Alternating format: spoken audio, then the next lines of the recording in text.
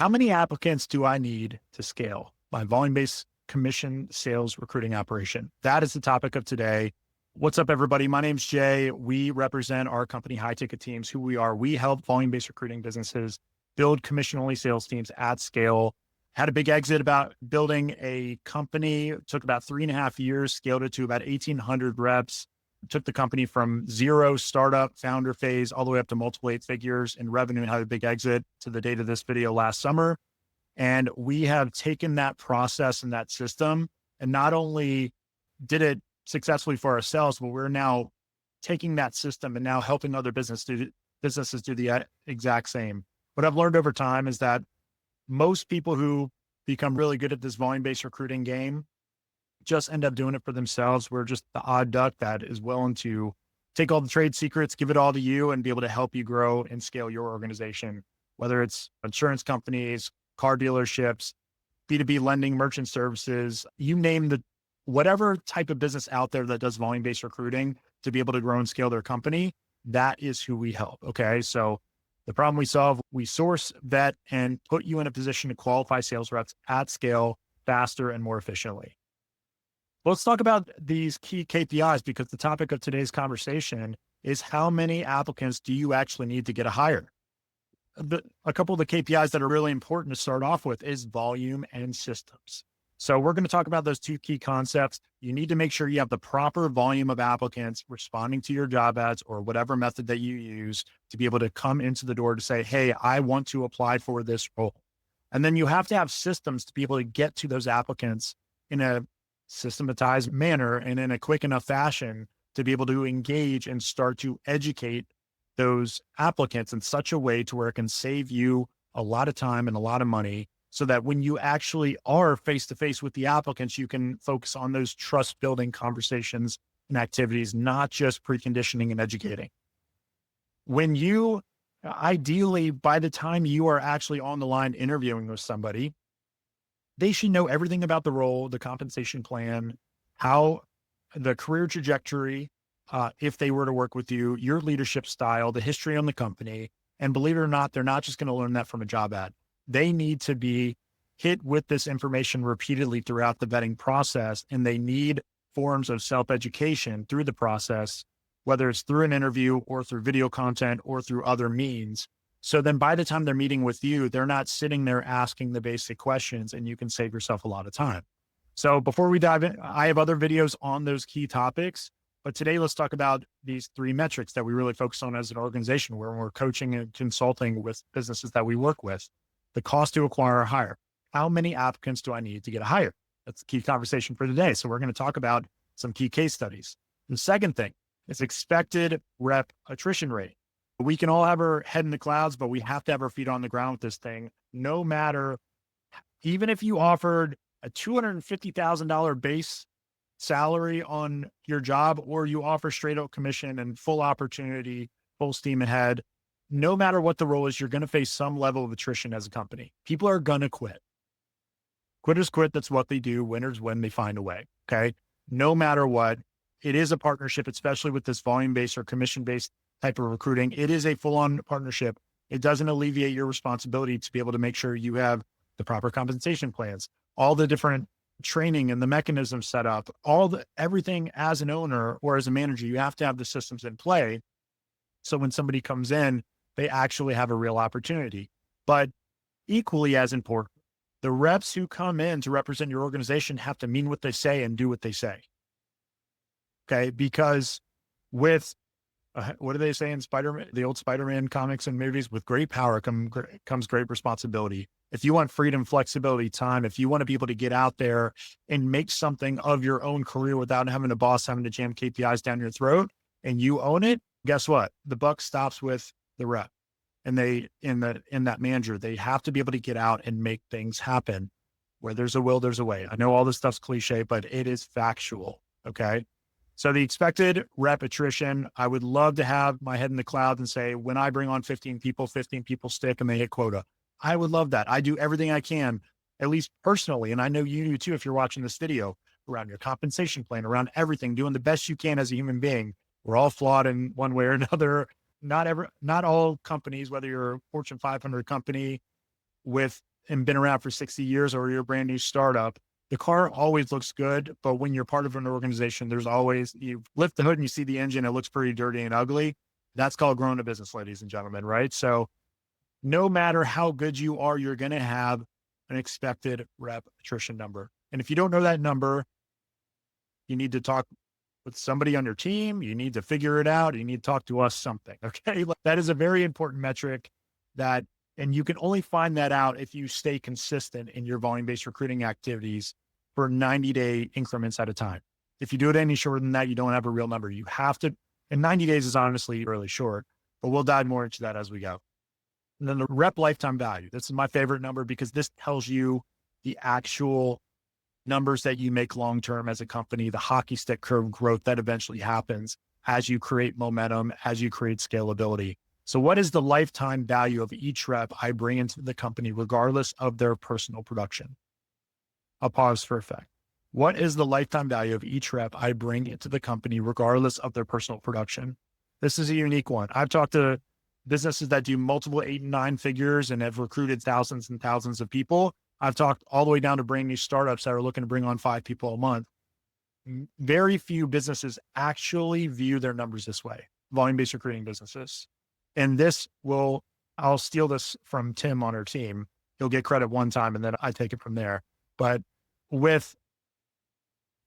just say it for me. With clarity comes serenity, which creates focus, which creates success. Aha, that is it. So if you're a business owner watching this video, wouldn't it be great to be able to have that stuck over on a sticky note over your computer and you read it and go, man, that's the way I live. That's the dream, right? That's the goal. That's why if you're building a volume-based recruiting organization, your goal is to work really hard for a period of time so then you don't have to work as hard. Just like your reps, it's equal win-win-win across the board. Most reps, and I say this in videos all the time, I use the word reps loosely because there's titles for every single role, whether it's executive vice president or it's entry-level sales rep. It's just, at the end of the day, it's a sales role. Rep is a short form word for somebody in sales in your organization. Okay. So the rep lifetime value, our human nature as more entrepreneurial thinkers, as sales leaders, whether that's people on your staff or you as the company owner or you as the sales manager, we all want to work really hard for a period of time. So eventually we don't have to. Otherwise we go get corporate jobs and have a boss hanging over our head and making us do a bunch of things so we can live for the weekends. Okay. Everyone does things with a certain core belief system. And that's why we talk about these concepts, because if you don't address the belief systems, you'll never get that far in your results. So the belief systems are important. These 3 KPIs are critical. Okay. And that's what all of our video content, that's what our team, if you met with a vice president on our team, who's got 10 to 20 to 30 years of experience in volume-based recruiting, if you met with me, if you met with whoever you met me within our organization, we live and breathe and die by these numbers. Okay. And you can too. So let's check this out. Check out our YouTube channel. We've got a bunch of different client testimonials and case studies. You can go for yourself. I'm not going to spend a lot of time on the dialogue and conversation that we have with our clients. You can go check it out for yourself, but I just wanted to be able to point this out because we do have results to back it up. And when I show you these numbers, I'm keeping the identities of these companies because these are private coaching consulting conversations with us in our business. So I'm not going to talk about the actual businesses themselves, but I just wanted to tell you that a lot of this stuff is on a YouTube channel, or at least some of the testimonial content. But let's talk about 4 different types of businesses. Okay. I know I said I wasn't going to reference company names. I'm not actually. These Symmetry, Globe Life, Family Heritage, these are overarching parent companies. There are hundreds, if not thousands of people that represent those brands. I'm just going to give you some examples. Okay. So I'm going to talk about a Symmetry agent or a broker agent. I'm going to talk about a Globe Life Family Heritage insurance brokerage. I'm going to talk about another high ticket software as a service business. And then I'm going to talk about a high ticket coaching consulting, the lending business, which actually that 4th one was my business or our business. Okay. That we ended up exiting with. So I want to give you a little sneak peek into what those numbers look like. So we do have, and wherever you're watching this video, you can click on the link, meet with our team to be able to get access to this calculator so you can determine what your numbers are. But Let's talk about Symmetry for a second. There's a bunch of different questions here, but the ultimate objective that we're trying to figure out is the cost to acquire a hire. So how much does it cost to acquire a hire, expected rep attrition rate, and then the rep lifetime value. So if I'm going to invest time and money into this recruiting endeavor, what am I going to make every single time I hire somebody? What is my profit per hire? That's the ultimate objective. So in this example, we broke down a couple of key metrics. How many applicants can you afford each month if the cost is $2.50 per applicant? Now that number varies all the time. This is meant to be a calculator, an example. Let's say we take 100 applicants, which is going to ultimately lead to about 4 opportunities to hire. And now again, example, disclaimer. If you're watching this video and you're like, my numbers are way better than that. Great. Okay. It's an example. Or you can say, if your numbers are worse than this, then we definitely need to have a conversation. But you'll see a bunch of other things on here, but how much do you spend on technology? What is the hourly rate of the person doing the recruiting? For the owner, what's your hourly rate? Have you ever thought about that? Or if you delegate the work to a virtual assistant or an executive assistant or an office manager or a sales manager, what is the hourly rate? Because you may or may not be paying it, but you will either pay it now or you'll pay it later.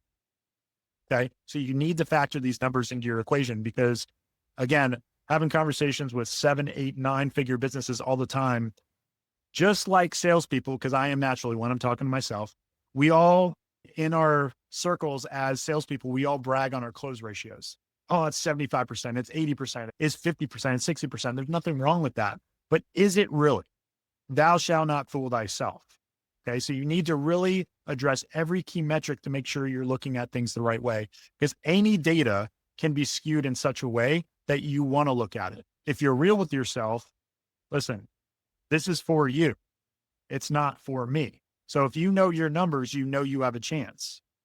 In this example, what's the hourly rate the staff member assigned? I put $1, right? Because if I put anything less, it would have gone negative. If it goes negative, that tells you something. That means you as an individual owner, you have to invest resources before you start to win. And sometimes that's the case. But Symmetry financial brokerages need to bring on a lot of people to start to get a pretty significant return. So what's the hourly rate? How many team members are involved in your recruiting process? How many reps do you need to onboard before one produces the quota? In this example, it was 15 that we dialed down. It took us an hour to get to these numbers because there was a little bit of opportunities to fool thyself in the conversation. We really dug into the numbers. We figured out what they were, and we figured out that there's an 18% return off of a producing rep. If a producing rep produces $10,000 of premiums every single month for the course of a year, that's $120,000. 18% of that is around $18 or so thousand. Okay. So with that number in mind, here's what we came to figure out. The cost to acquire a hire was $295 in this example, with the hourly rate not there. Okay. I'm just showing you guys an example so you understand this at a low end, and I'll share with you the other ones as we go. The expected rep attrition, so 15 people, the rep lifetime value, that means that every single person that they bring on, they're making $905. Okay. Over the course of time, if they kept recruiting and ultimately got quota producing agents coming into the door, they're making that every single time they hire. You'll see the estimated interview hours saved through our Recruiter OS system and the labor cost savings using our Recruiter OS, using AI, using sequences and different things like that to be able to help expedite the recruiting process, save time, save headache, and limit the amount of people that have to be involved in the recruiting process. You'll see in this example that in this case, because this is a solo producing agent that's a builder, it's saving them 18 hours for every 100 applicants. That is huge money, guys. That's huge money for a solo startup Symmetry agent that's a builder. 18 hours in recruiting, that is a lot because they spend all their time in recruiting. Family Heritage Division, these numbers are bigger, right? So I'm not going to walk through every single granular thing. You can look at the screen, but it's the same principle applies. You'll see that in this example, if they brought on, let's see, company annual profit The company annual profit per quota acquired rep is 90,000. So you'll see the premium overrides are a lot larger than Symmetry example. Okay. So $90,000 every single time they bring on a producing rep. That means in this example, they spent about $1,800 to $1,900 to be able to recruit one rep. In their example, they needed to hire 5 people for one person to hit quota. So that means they make $16,000 every single time they bring somebody on. $16,000. Don't pinch pennies on your ad spend to cost yourself dollars down the road. You got to know your numbers. If you know your numbers, you're good. You go, man, if I spend $2,000, I'm going to make 16 grand. And all you got to do is manage your cash flow, money in, money out, and you keep reinvesting. One day you wake up with a $1.8 to $3.6 million company with producing reps. Let's talk about another high ticket software business. Similar numbers, really strong numbers. In this example, this is a current client of ours.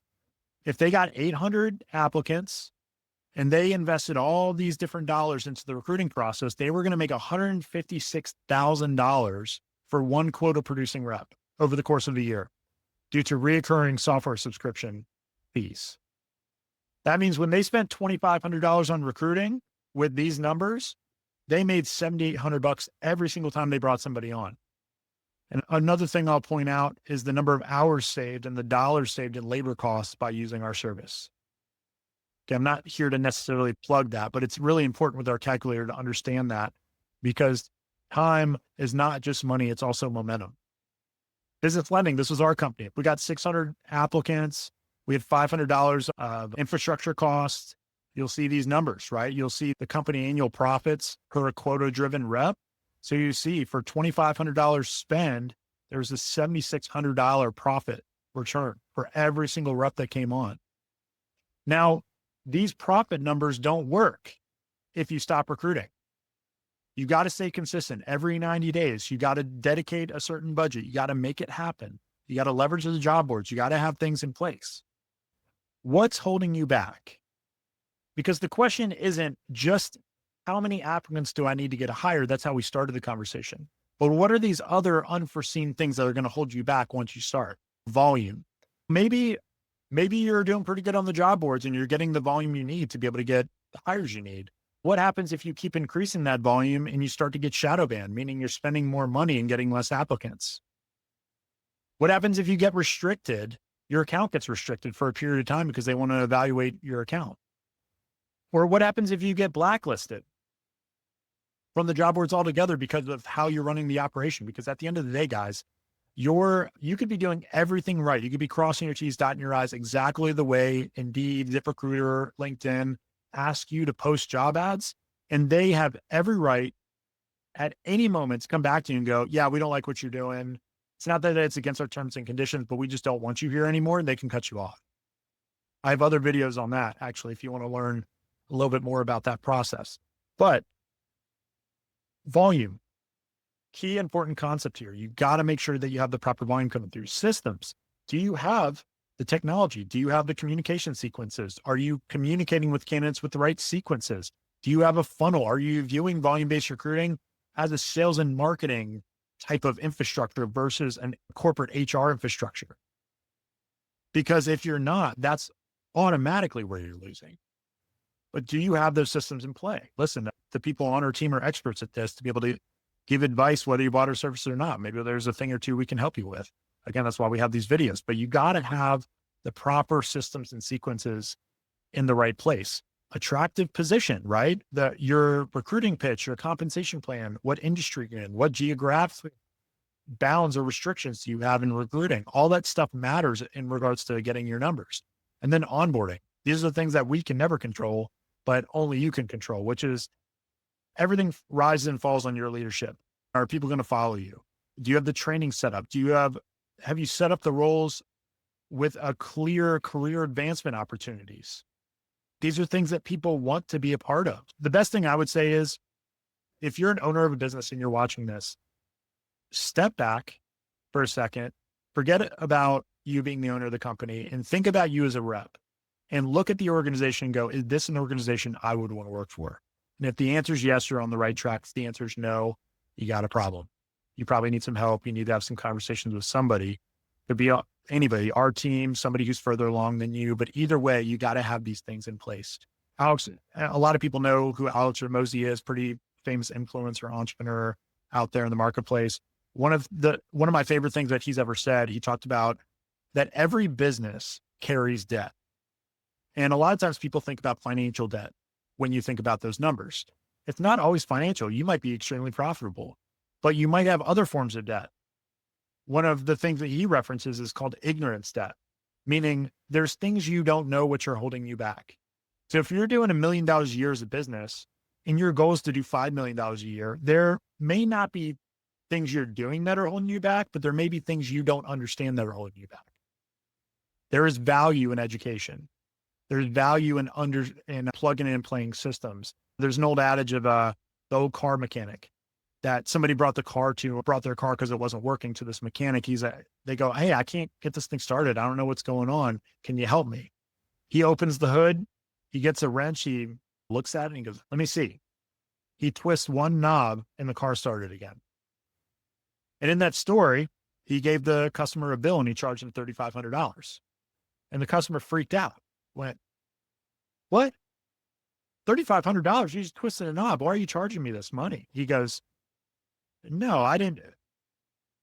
It may have taken 2 seconds for me to fix in your eyes, but it took me 35 years of being a mechanic to be able to identify the problem in 2 seconds." Ignorance stuff. What are the things you know? What are the things you don't know? What are the things you're not anticipating to be able to win? These are just a couple things.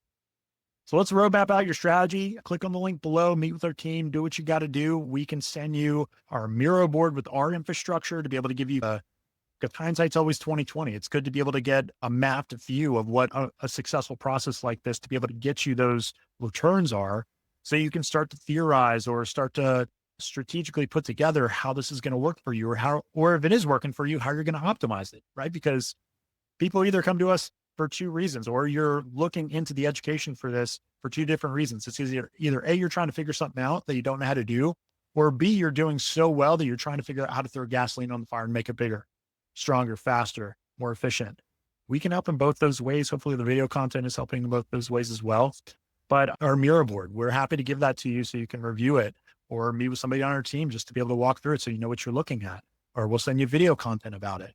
And the second thing is our calculator, right? That calculator we'll make that accessible all over the place so you can dive in there and start to play around with the numbers and start to figure out not only what is your cost per hire, but think about it this way, your profit per hire. Okay, that's it, guys. Thank you for being my guinea pig participants. And I'll get that video up. You guys can use that in your prospecting. It's going to be really strong because obviously if you guys are having a sales meeting or you're sitting down with a prospect and great follow-up. It's not just going over the system again. It's identifying certain things that maybe aren't appropriate for you to call out yet because you don't know the prospect well enough. Sometimes video content can help people call themselves out. So then by the time you book that second meeting with the prospect, they actually show there's maybe a 20 or 30% increase in their show rate because they are consuming some content. So I'll get that up. Appreciate all of you and happy to address anything you guys need. Let me know. Let's get this done. I know many of you have some deals running across the finish line. If you need me, I'm here. Sound good? All right. Talk soon. Great. Nice to meet everyone. See you.